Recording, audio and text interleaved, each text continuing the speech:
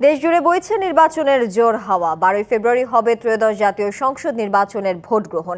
এ নিয়ে কি ভাবছেন সাধারণ মানুষ থেকে শুরু করে আগামীর জনপ্রতিনিধিরা, সে কথা জানাতে ডিবিসি নিউজে ইলেকশন এক্সপ্রেস ছুটে যাচ্ছে সব সংসদীয় আসনে। এখন রয়েছে নোয়াখালী 1 সংসদীয় আসন 268-তে। ডিবিসি ইলেকশন এক্সপ্রেস আছে নোয়াখালী জেলায়। এই মুহূর্তে আমাদের সাথে অতিথি হিসেবে যুক্ত আছেন নোয়াখালী 1 আসনে বাংলাদেশ জামায়াতে ইসলামী মনোনীত প্রার্থী অধ্যক্ষ মাওলানা মোহাম্মদ সাইফুল্লাহ। আমরা তার সাথে কথা বলবো। আমাদের প্রোগ্রামে আপনাকে স্বাগত জানাচ্ছি। আপনি যে এখানে নির্বাচন করছেন, নির্বাচনের হাওয়া কেমন বইছে এখন? ধন্যবাদ আপনাদেরকে যে আমাদের সাতখিল একবার প্রত্যন্ত অঞ্চলে সোভানপুর বাজারে আপনারা আমার সাথে সাক্ষাৎ করার জন্য আসছেন। এই জন্য আপনাদেরকে আন্তরিক শুভেচ্ছা অভিনন্দন। আমাদের সাতখিলে আনন্দঘন পরিবেশে নির্বাচনের হাওয়া শুরু হয়েছে এবং নির্বাচনের একটা আমেজ বইছে। আলহামদুলিল্লাহ, জনগণ দাঁড়িপাল্লায় ভোট দেওয়ার জন্য উৎসুক হয়ে আছে। আপনি এবং আপনার দলের নেতাকর্মীরা নির্বাচনী প্রচারণায় গিয়ে কোনো ধরনের বাধার মুখে পড়ছেন কিনা? আমরা প্রথম দিকে নির্বাচনী প্রচারণা বাধাপ্রাপ্ত হয়েছি। খিলপাড়া ইটপুকুরিয়া একটা জায়গা, ওইখানে আমি গণসংযোগ শেষ করার শেষ পর্যায়ে বিএনপির একটা ছেলে আমাদের এই ভাইদের উপর আক্রমণ করেছে এবং রক্তাক্ত করেছে। পরে হাসপাতালে আমরা ভর্তি করিয়েছি এবং তাকে চিকিৎসা দেওয়া হয়েছে, থানায় অভিযোগ করা হয়েছে, কিন্তু তাকে গ্রেপ্তার করা হয় নাই। আইনিভাবে তার ব্যাপারে কোনো পদক্ষেপ গ্রহণ করা হয়নি থানা থেকে।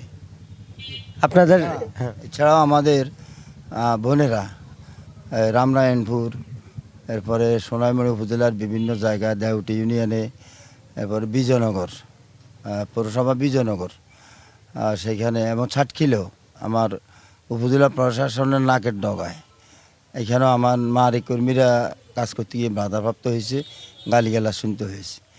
আমরা কিছু কিছু অভিযোগ দিয়েছি, কিন্তু অভিযোগগুলোর এখনও কার্যকর পদক্ষেপ নেওয়া হয় নাই। এখন যে পরিস্থিতি চলছে তাতে কি সুষ্ঠু নির্বাচন হবে আপনার মনে হয়? আমি আশঙ্কা করছি যে আমাদের বিপরীত প্রার্থীর কর্মীদের পক্ষ থেকে হুমকি দেওয়া হচ্ছে, কেন্দ্র দখল করা হবে এবং ভোট কারচুপি হবে। বিশেষ করে ভোটাররা, নারী ভোটাররা যেন কেন্দ্রে না যায়, এই ব্যাপারেও হুমকি ধমকি দেওয়া হচ্ছে।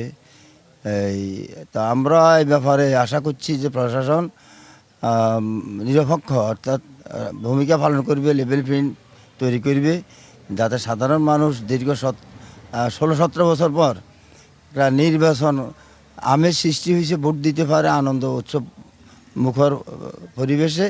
আমি এটাই কামনা করছি। জি, আপনি যেমন অভিযোগ করলেন, বিএনপি বা অন্য দলের পক্ষ থেকে কিছু অভিযোগ আপনাদের দিকে ছোড়া হয়। তারা যেমন বলছে যে আপনারা ভোটারদের বাড়ি বাড়ি যাচ্ছেন, তাদেরকে বিকাশ নাম্বার নিচ্ছেন এবং নানানভাবে অন্যভাবে কনভিন্স করছেন, যেটা নির্বাচনী আইনের বিধি লঙ্ঘন। এই বিষয়ে আপনাদের মতামত? এটা সম্পূর্ণ মিথ্যা, একবারে 100% মিথ্যা। আমরা কোনো ভোটার আইডি কার্ড নেই নাই, বিকাশ নাম্বার নেই নাই। আমরা নির্বাচিত হলে আমরা সরকারিভাবে ন্যায় নীতির ভিত্তিতে, ন্যায্যতার ভিত্তিতে প্রত্যেক মানুষের অধিকার তার ঘরে পৌঁছে দেব ইনশাল্লাহ। মাদক এবং সন্ত্রাস নির্মূলে আপনাদের অবস্থান কি হবে? না, মাদক সন্ত্রাস এটারে জিরো টলারেন্স। আর নারী এবং অন্য ধর্মের মানুষের প্রতি আপনার বার্তা কি? আমার বার্তা হলো, এই দেশের নাগরিক হিসাবে যারা জন্ম, সেই মুসলিম হোক অমুসলিম হোক, নারী হোক পুরুষ হোক, প্রত্যেকে তার ন্যায্য অধিকার পাবে। আমরা তাদের অধিকার নিশ্চিত করব। আমার সব শেষ প্রশ্ন একটু ছোট করে যদি বলেন, আপনার দলের নেতাকর্মী এবং ভোটারদের প্রতি আপনার আহ্বান কি? আমার দলের নেতাকর্মীদের প্রতি হলো, আমরা যে কোনো সুন্দর পরিস্থিতি বজায় রাখার জন্য ধৈর্যের সাথে কাজ করবে এবং আমাদের যারা পায়ে পা দিয়ে ভেদাল লাগাইতে চায়, এই ক্ষেত্রেও আমরা আমাদের কর্মীদেরকে বলে দিয়েছি ধৈর্য ধারণ করার জন্য।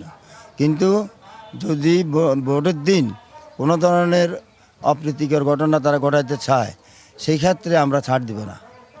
আমাদের সাথে যুক্ত হওয়ার জন্য আপনাকে অসংখ্য ধন্যবাদ। সিএসআরএম ডিবিসি ইলেকশন এক্সপ্রেস আজ আর কিছুক্ষণ থাকবো এই জেলায় এবং পরবর্তী সংবাদে আরও নতুন কোনো প্রার্থী নিয়ে আপনাদের সামনে হাজির হব। ততক্ষণ আমাদের সাথে থাকুন, ভালো থাকুন।